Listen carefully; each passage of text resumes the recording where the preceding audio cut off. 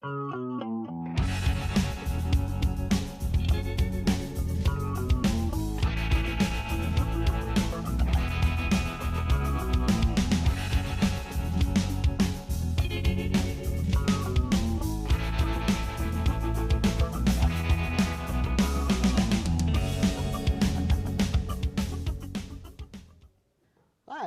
welcome to Tea Time in Olympia. I'm Lucas Miller. I've got Dan with me today, one of our wonderful helpers from TCM, who's going to help me out here. I'm going to tell you a little bit about the history of the gay movement, specifically about how pride marches got started. We are currently planning our 2017 Capital City Pride March. And I thought it might be interesting for our viewers to hear a little background about how that got started. Well, I think I make a pretty good guest, mostly because I have no idea. So these are great questions you gave me to ask you because I wouldn't really know what to ask. So my first question is, can you tell me a little bit about the history of the gay movement before the first Pride marches? I don't even know when they started. So what we now call Pride marches, Right. the first one was in 1970. 1970. And at that time they were called, the first ones were called the Christopher Street Liberation Day marches. And there's a whole background story to that I'll get into in a minute. But prior to that, a lot of people think that the gay rights movement in America started in 1969 with the Stonewall Riot, Right. which is an event that a lot of people have heard about, but yeah, but I'm I familiar find with that most people actually don't know very much about what actually happened. So That would be me. yeah, well, that would be you and a lot of other people. It's surprising, actually, because the event has become so mythologized, in kind of the lore of the GLBTQ community that, if you asked, 5 gay activists what really happened at Stonewall, probably not one of them would be able to tell you the actual facts. So, but I'll get into that more in a minute. But prior to that, there was a gay movement in the United States prior to that event, going back at least as early as the 1930s, when a man named Henry Gerber in Chicago started an organization called the Society for Individual Rights. That lasted about a year before the police raided his house and shut it down. But you also had people like Harry Hay, who was a lifelong member of the Communist Party, who lived on the West Coast, and was one of the first to start writing and talking about the idea of gay men specifically as a community, not just as isolated individuals who had to live their lives in hiding, but to talk about a sense of gay identity, or a sense of identity around sexual orientation, which was pretty radical and pretty unusual for the time. Yeah, I would think so. It's a lot of one laws of the things against that. and Oh yes. It was a very punishments. dangerous time to be at all open about one's sexuality, but and especially within the American Communist Party, as Harry Hay was his whole life. That was, for all that it was a very left-leaning kind of organization, as we reckon these things, it was unfortunately also a very homophobic one, and it was very hard to be, out. But he managed to find other people in the party to, start building community around sexual identity with. And one of the things he did was he founded an organization called the Mattachine Society, which was an early gay organization. Kind of like a private club? Sort of, yeah.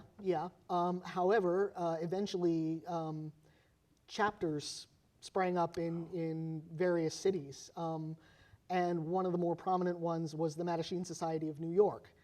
So it went coast to coast. There was also a Mattachine Society of Washington, D.C., and a couple of other cities as well. This was in the 30s still? He started it actually in the 50s. In the 50s, okay. Yeah, but it lasted quite a long time. Another organization, organization for lesbian women, was called the Daughters of Bilitis. That was another very early organization, and they also were based in New York. It's kind of strange that much of the mythology revolves around events that took place in New York City. Yeah, I'm used and I think to, that's I'm used to thinking that the strength of the gay movement started in New York. There's some borough, some area, and then San Francisco, and not much else elsewhere. Right. Well, there were things that happened in San Francisco too, but like I said, that central event, the Stonewall riot, the Stonewall incident, is the one that became so mythologized and so seized upon by the media and by historians as the kind of the watershed event that kicked off, that marked the transition from the movement as it was characterized by the Mattachine Society, the Daughters of Bilitis, the Janus Society. These were organizations that mostly revolved around, mostly white, middle class, middle-aged people, professionals, people who you could say enjoyed a certain privilege in society. Yes. And for whom really the only, threat to that privilege had to do with their sexual orientation and society's attitudes. Okay. So a lot of their work was focused on trying to present a very respectable image of gay people. It's what we today call respectability politics, and not in a friendly way. It was the sort of thing that really focused on assimilation, trying to convince straight society, particularly straight politicians, that gay people are just like everybody else except for who we sleep with. And of course, that left out quite a large segment of the GLBTQ population. Yeah, and remember, this is a time when we didn't even have that whole alphabet acronym, right? I mean, it really was, the cisgender gay men and cisgender lesbians were really the focus, and they were largely separate at that time. Although, for a while, just after the Stonewall riot, new organizations began to spring up, and for a while there was some cooperation between gay men and lesbians. It didn't last long. Now I think we've come to a point where we have, maybe a little bit better unity there. But prior to Stonewall, this was kind of the character of the gay movement that, for example, people from the Mattachine Society and some other similar groups would do what they called annual reminders, which was they would do a picket line in front of Independence Hall in Philadelphia every July 4th. Oh, wow. Basically, and the rules were you had to go, like the men had to wear jackets and ties, and the women had to wear dresses and heels. Respectable clothing. Very gender normative, respectable clothing. I see. Okay. Yeah, very what we call heteronormative, which is a big fancy word that basically means they wanted to look like they could blend right into straight society.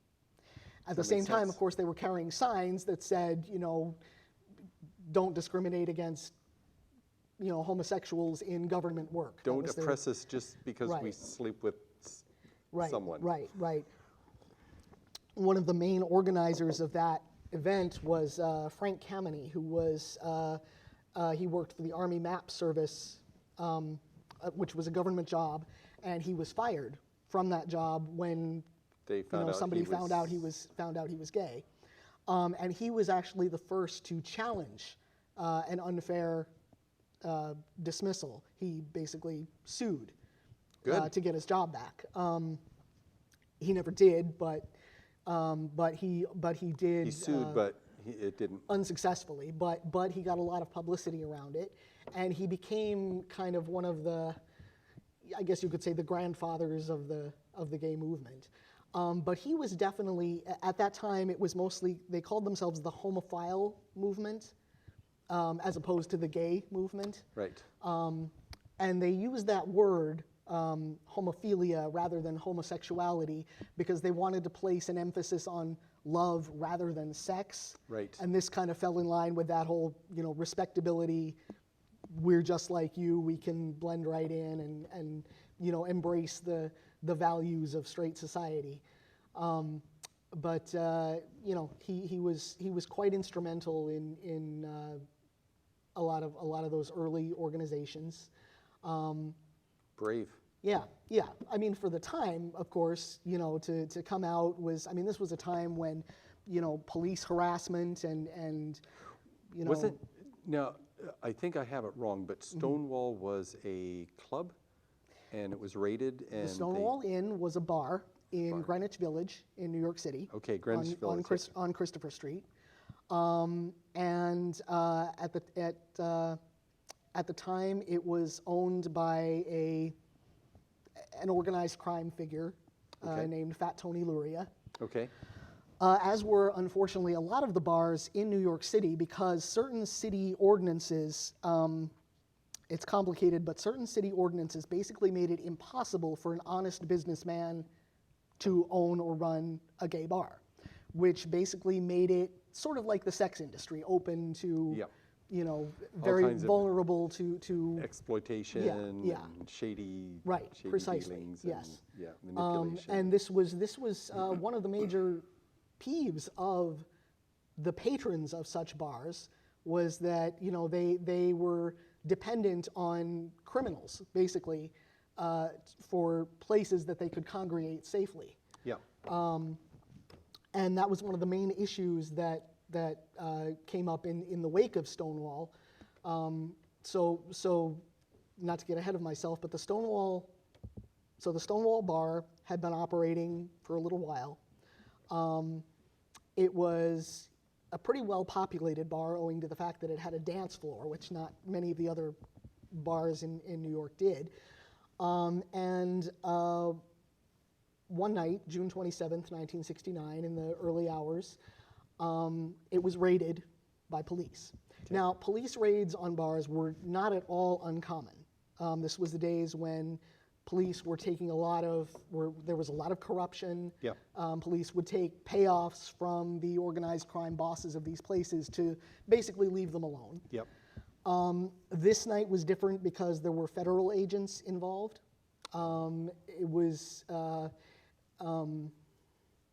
It was more typical for the police to raid on like a Tuesday night or some night during the week when it was not very, when there wasn't a big crowd. Yeah. This was a weekend. This was like a Friday night.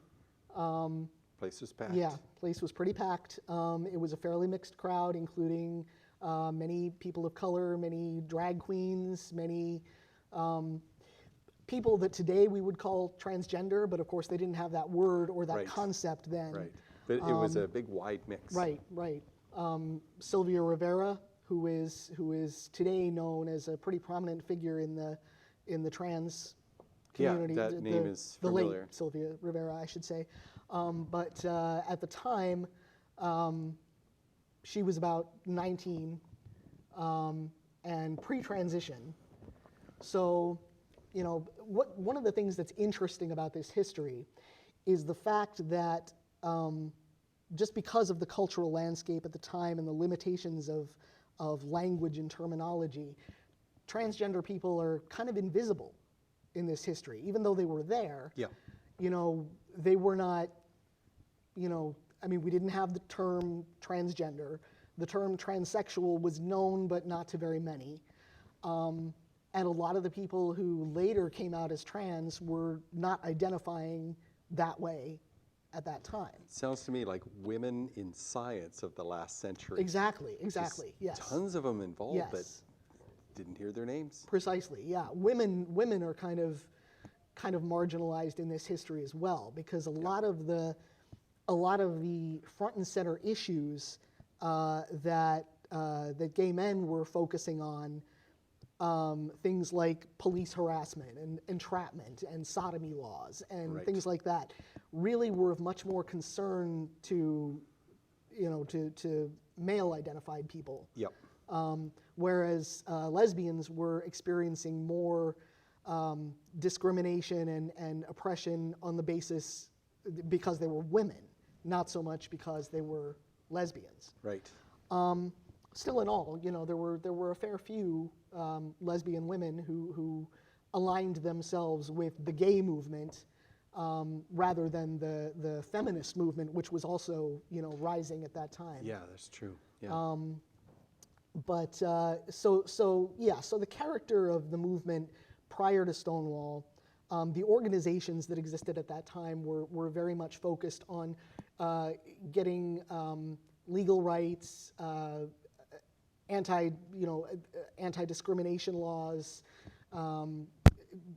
doing away with sodomy laws, doing away with police harassment, and that Yeah. sort of thing. Yeah. So that was kind of the situation when on this night in 1969, the police came into the Stonewall Inn, herded all the patrons outside, started loading some people in the paddy wagon, and again it was an unusual situation. They were not expected to be there on that night. There's There were people killed, weren't there? Beatings, that sort of thing? no, nobody was killed. Oh, good. That night.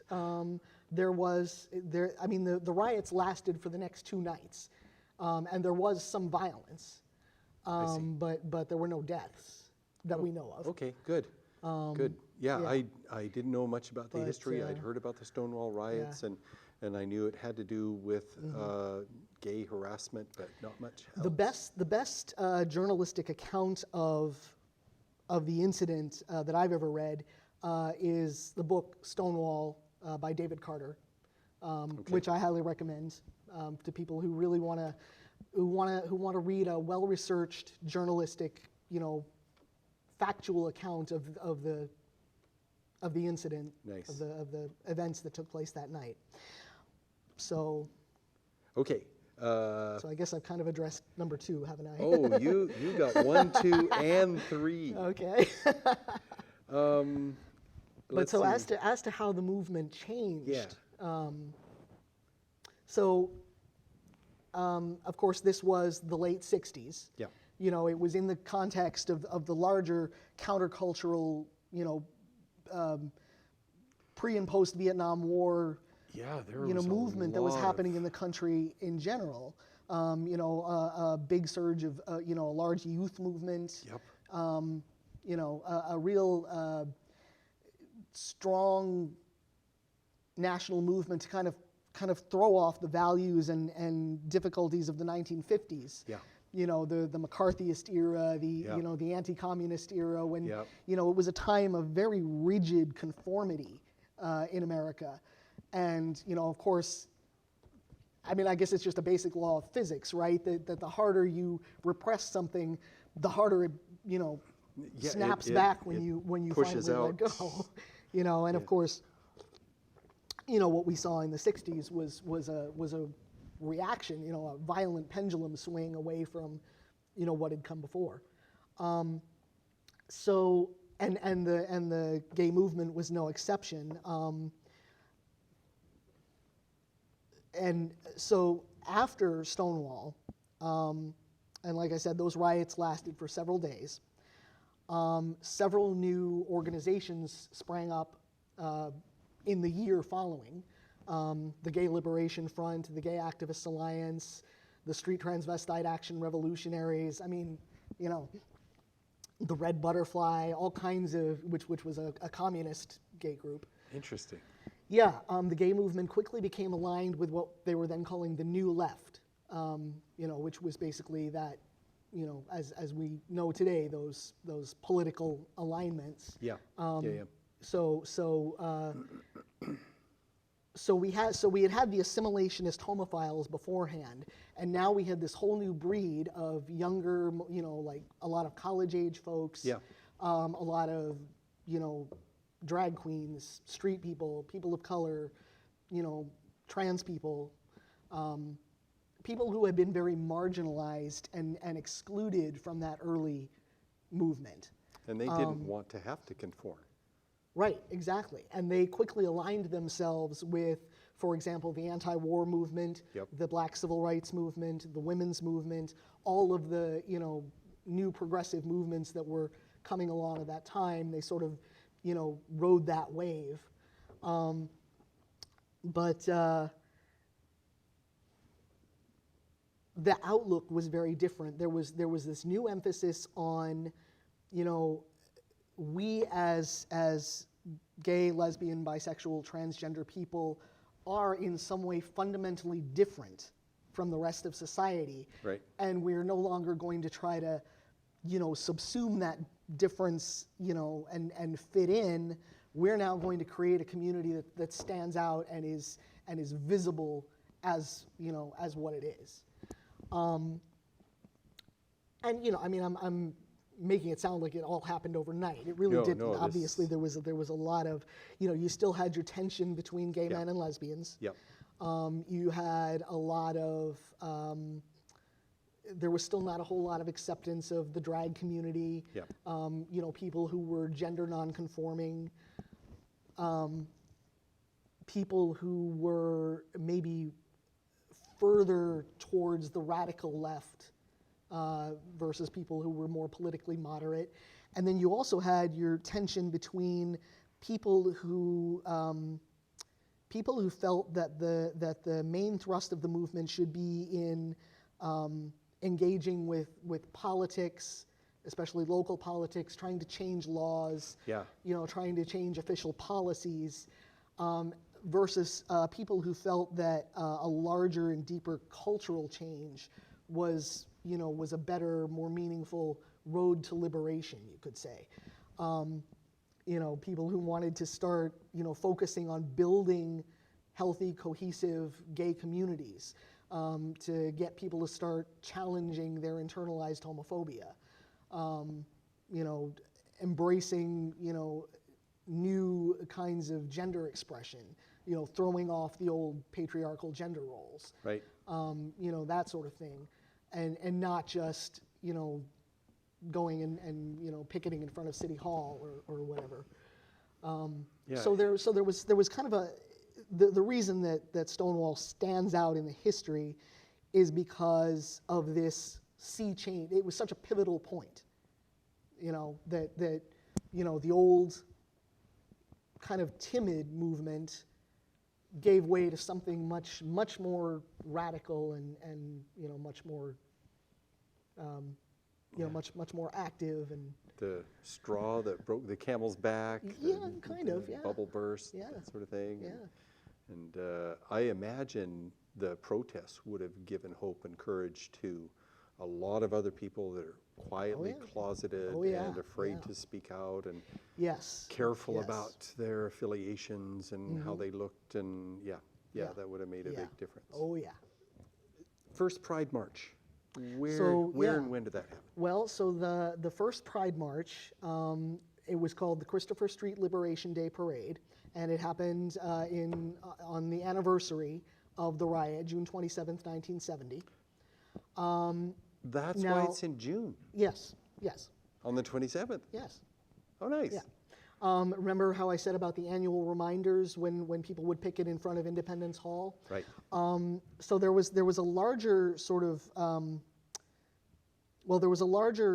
organization called the Eastern Conference of Homophile Organizations that organized that. Frank Kameny was again very instrumental there. So was a younger man named Craig Rodwell, who opened the Oscar Wilde Memorial Bookshop in New York City in Greenwich Oscar Village. Wilde. I watched the movie. I didn't read the book, but I read the well, movie. basically it was a gay Saw the bookstore. Okay. I actually went there once when I was a college student. Nice.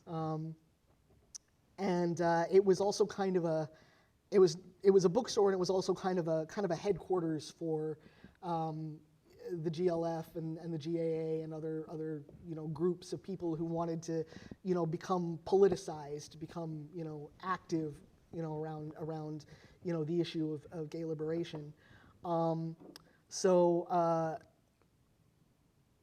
Rodwell and some of his friends basically went to a meeting of the Eastern Conference and pushed through a resolution that the annual reminder would be changed in time and location, that it would become an anniversary celebration of the Stonewall incident, that it would be held on June 27th, and that it would consist of, well, there was some debate about whether it should be like a street festival, which some people wanted, but it turned out that the permit for that would have been beyond their financial reach, so they settled on a political march, which ended up being from Christopher Street to Central Park that first year.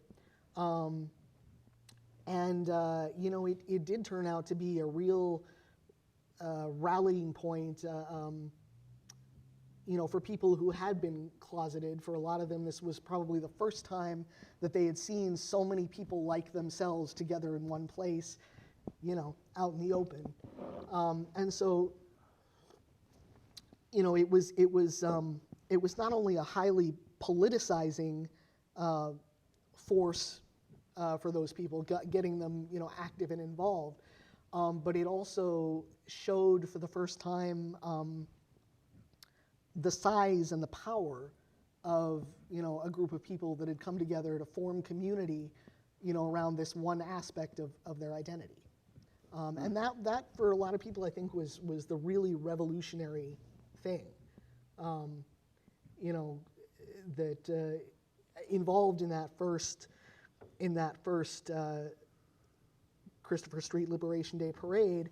There were quite a number of different organizations, all with their own focus, their own political ideologies, that kind of fell, including the Mattachine Society, everything from that to like the Street Transvestite Action Revolutionaries, which Sylvia Rivera started, which was basically a group of trans women who provided shelter and food and support for young trans women who were living on the streets and making their living through sex work. I see. They started the first of the Star houses, which was basically they just, they got this house and they would, take in young trans girls, who were needing a safe place to live. Cool. So that was probably one of the gutsiest organizations that came out of that whole proliferation of new organizations. But of course, and there was that whole spectrum between them and Mattachine and the Daughters of Bilitis that were still, pretty much your middle class, professional folks. Trying to appear respectable. Basically, yes. Right. And I don't want to in any way belittle what they were doing, because it was, it did take courage at that time to be at all out in the open. It would seem to make sense to me in a way that just there would be so much misinformation, disinformation, false information, stigma. Yes. I think that would be the right word. And absolutely. Removing stigma in a field I'm experienced in mental health. Removing the stigma is sometimes the first step you need to make for people that have been holding on to it. Precisely. They need to get rid of that before they can move further. Yes, and that was a big part of the focus of the cultural reformers who wanted to start fostering a sense of, that's why it eventually came to be called pride, because, when you live your whole life being told that you have to be ashamed of such an integral part of your core identity. Yeah. The obvious, as a mental health worker, you surely know the effect that can have, and that's why. It does more damage than anything else, Right, and right. a lot of Yeah. related physical, mental, emotional, psychological conditions Right. result. And for GLBTQ people, a large component of maintaining that sense of stigma is the isolation that many people experience when your identity is made invisible. You can easily go through life thinking you're the only person who feels this way. Yeah. Yeah. And when you see 20,000 other people hanging around in Central Park saying, "Hi, we're just the same as you," obviously that can be a really transformative experience, I think, for most people. So that that first parade was it was a pretty big thing. There's a lot of people who deserve credit for making that happen. Craig Rodwell was one. Brenda Howard of the Gay Liberation Front was another.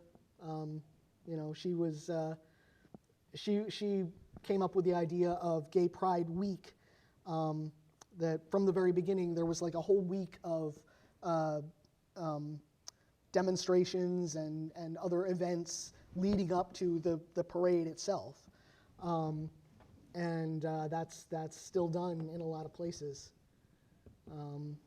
Tell me about the upcoming Capital City Pride event. So Capital City Pride. June is coming. June is coming, and this year is going to be a little bit interesting because we are going to have our plan right now is to have not only a Pride parade and festival on Saturday, June 17th. Okay. But the week before, Sunday, June 11th, we're going to be having a political march modeled somewhat after the Women's March that we had in January. Oh. The organizers of there's an organization called Interpride that was founded in 1982, which is basically the International Association of Pride Festival Organizers. Nice. That basically kind of coordinates the organizers of Pride celebrations in cities all over the world, holds global conferences and does a whole lot of stuff.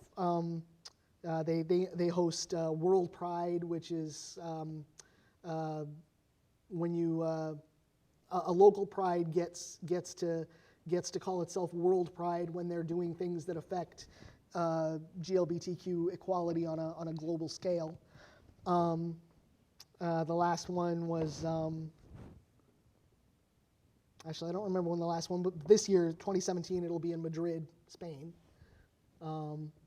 Their Pride will be kind of like the Super Bowl of Pride. Something like that. Well, it's a different city gets to call itself that every 2 years. If they've done something that will affect the global queer community. Positive. That Interpride will bestow this right to call yourself World Pride for a couple of years. Nice. But how long have they been doing this? The Interpride was founded in 1982. So 82. So they've been Yeah. doing this for 30 years? Your math is better than mine, I'm sure. But 82, 92, 2002, Right. 2012, and Yeah. it would be 22. So, Yeah. 30 odd years. Yep, long time. Have any cities in the U.S. gotten that? Been World Pride? Yes, Yeah. I believe they have. But it would be bigger cities. Los Angeles, I think, was Okay. one, and San Francisco, I'm sure, has been. I would expect. But the interesting thing, of course, is that that very first year, 1970, other cities were doing Christopher Street Liberation Day parades. Nice. Los Angeles, San Francisco, Washington, D.C., I think, and Philadelphia may not have come along until 1971, but the number of cities grew with each successive year.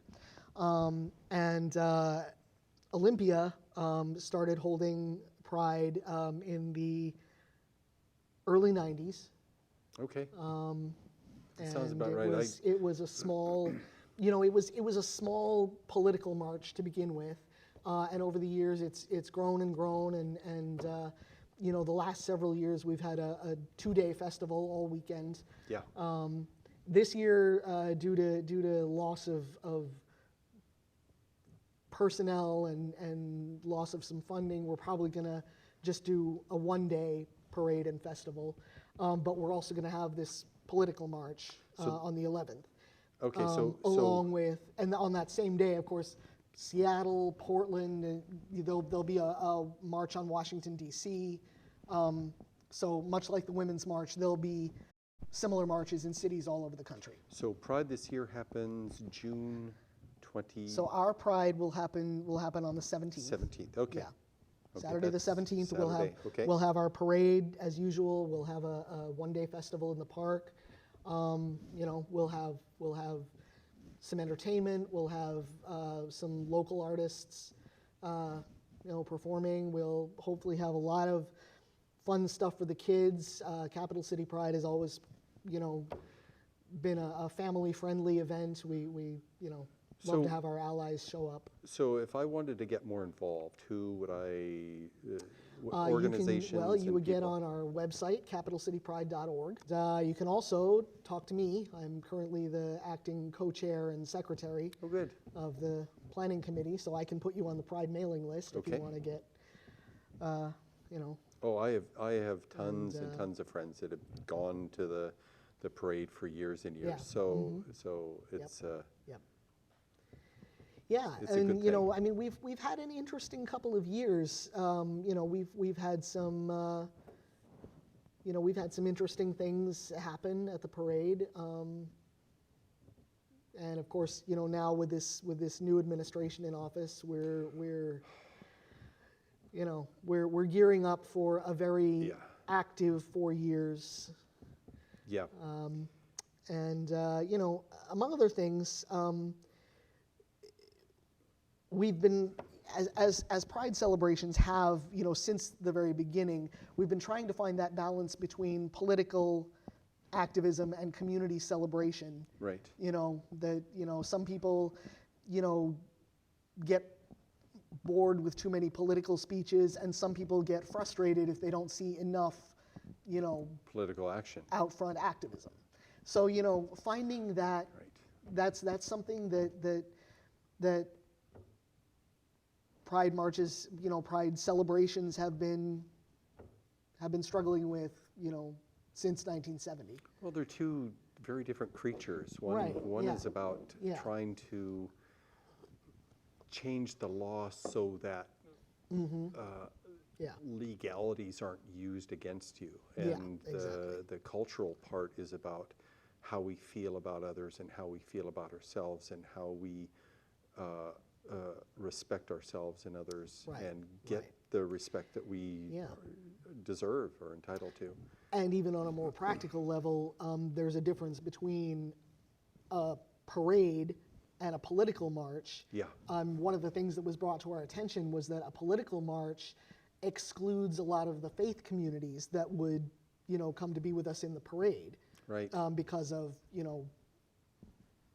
Politics. legalities relating to tax-exempt status and so forth, that they're not allowed to get involved in certain, political matters, because of their charters and their rules. Yeah. And it was, made clear to us that the churches who usually come to spend time with us, in the parade, would not be able to join us in the political march, at least not as organization. I mean, they could come as individuals, but their churches can't come as churches. So, you know, we're working out a lot of you know, we're learning a lot in this process. But we are definitely looking for as many volunteers as we can bring on board. We're looking for, you know, as many sources of funding as we can find. Okay. Yeah, but we have high hopes. I think it's going to be a really good year. Good deal. Yeah. Good deal. One last question. Yeah. We're probably out of time. I think we probably are. Yeah, I can't tell. Yeah.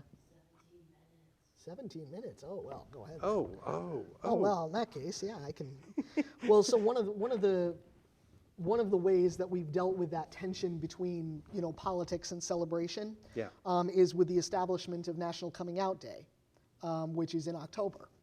The first National Gay and Lesbian March on Washington was in 1979, Okay. on October 14th. And the platform of the march, the things that the organizers were demanding, you know, again, had mostly to do with things like overturning sodomy laws, Yeah. ending police harassment, you know, ending job discrimination, and some other sort of other issues that were not strictly related to GLBTQ rights, but things like reproductive freedom and, you know, bringing an end to sexism and racism. Jobs, you know. housing, is Right, another one. sure. A lot of that. Yeah. So that was in 1979. And then the second March on Washington was in 1987. And I particularly remember that one because I went to it. And you know, the platform at that time was much the same. The Supreme Court had just ruled on the Bowers versus Hardwick case, which was a Georgia man was arrested in his home for having sex with his adult boyfriend, and, you know, sentenced to something like 20 years in prison. Yeah. Some ridiculous. Yeah. Because of course Georgia had a very draconian sodomy law. And he took it to the Supreme Court, and the Supreme Court basically upheld the right of states to regulate people's private consensual behavior. It wasn't until 2003 that was overturned. Finally. Yeah, at last. But so you know, that was very big in people's minds. But it was also on that occasion.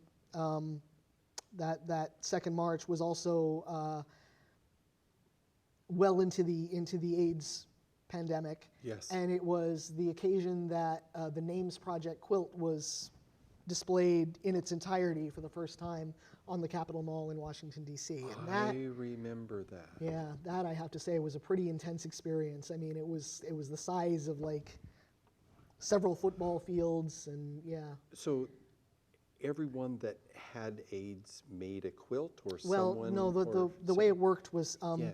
so Cleve Jones, Okay. who was an activist who worked closely with Harvey Milk, Okay. who Yeah, I was I'm gonna sure ask I'm sure about there's that. a name you probably know. Oh, absolutely.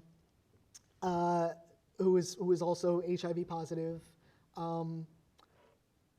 got the idea to do a community arts project where people who had lost a loved one to AIDS would make like a 3-foot by 2-foot sort of fabric collage quilt panel for them, you know, with, you know, commemorating that person. Okay. And send them all to this address in San Francisco, you know, where they had, you know, a big kind of warehouse workshop, and they put them all together with these sort of canvas walkways between blocks of panels, so that when the whole thing was laid out, you know, it was, I mean, it covered the Capitol Mall. It was huge. Yeah, they had no idea how many they were Yeah. going to get. Yeah.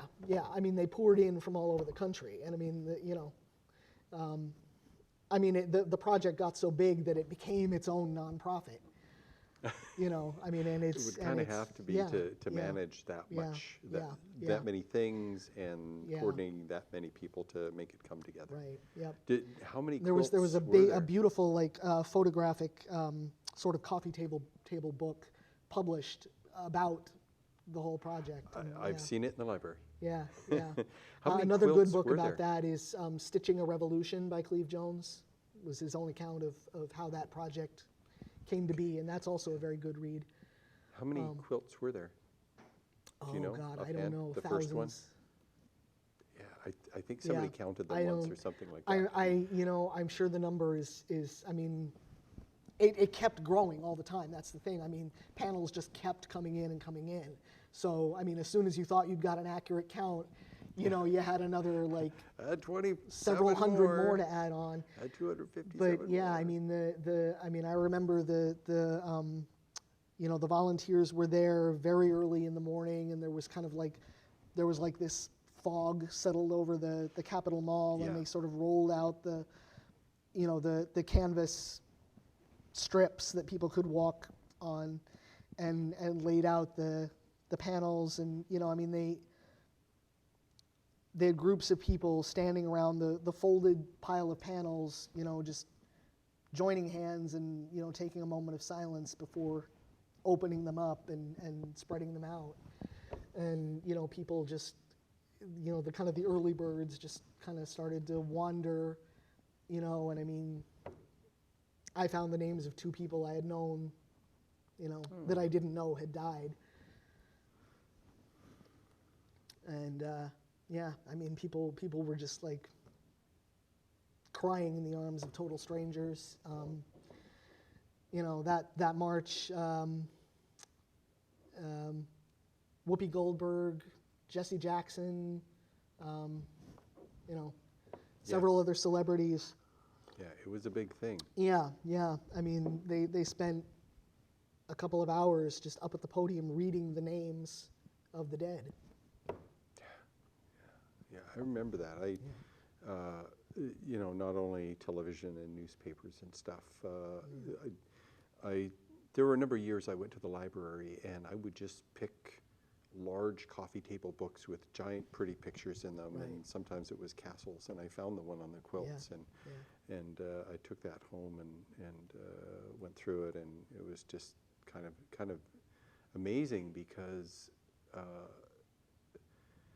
for so long, gay and trans people have been in the background, or they've been set aside and closeted and all this. And when we have these important events like the marches and events like the quilts and stuff, it's a good eye opener and a good snort of coffee in the morning to wake people up.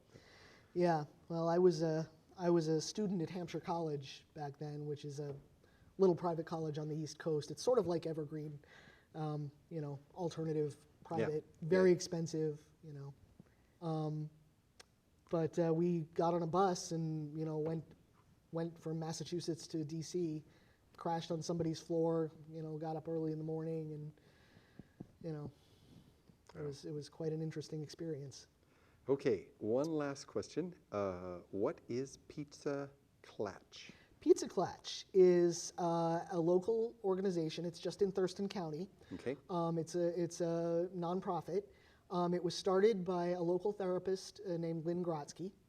And basically what we do is we go into area high schools during the lunch hour, and we hold support groups for GLBTQ high school students and their allies. It's called Pizza Klatch because we bring them pizza because they're spending their lunch hour with us instead of going to the cafeteria. And we create a safe, confidential, non-judgmental space where, young people can talk about pretty much whatever is on their minds. We try to focus mostly on issues of concern to, gay, lesbian, bisexual, and transgender students, but, we have actually lots of different kinds of students come to join us. Supportive friends. Yeah. That's good. Yeah. That's good. We just recently had our annual fundraising gala, We had Rufus Wainwright performed for us, and we Cool. made a pretty good chunk of our annual budget. Now, Pizza Clutch, does it go this week at this school, this week at this school, or does it happen? We have, well, we're in I think 11 schools. We're in almost all of the schools in Thurston County. We're also in Rainier High School and Tenino High School. Okay. And we send 2 trained facilitators who go to their school once a week. I'm currently facilitating at Tumwater High School nice. and on Tuesdays, and Olympia High School on Thursdays. Nice. And I substituted sometimes at other schools. So we have a core of trained facilitators. So we have the same pair of people visit the same school each week. Nice. Nice. And we're always recruiting new facilitators. And do facilitators have to be gay or trans? no, Oh, no, cool. no. Just gay and trans positive, and we offer. I should hope so. Yeah, we do a big training at the end of each summer, so that we teach about things like, vocabulary and Yeah, that's important. name and pronoun etiquette, and things like dating issues, how to deal with bullying and harassment. Good. Good. How to suicide prevention. Good. Good. All that kind of stuff. So yeah, anybody who cares about GLBTQ youth is welcome to come and get involved. Good. Good deal. Good deal. And I'm involved with a lot of the GLBTQ organizations in town, and I have to say that's definitely one of my favorite. Just seeing how the experience has changed for young people, from the way it was when I was in high school, is really amazing and really inspiring and really fulfilling. I think we're out of time. We're out of time. Okay. Well, thank you very much. Thank you, Luke. Yeah. This has been very enlightening for me. You told me a whole lot of history that I'd only heard just the little snippets of, didn't really know much about it, and this was really pleasant for me. Thank you. Good. Thank you.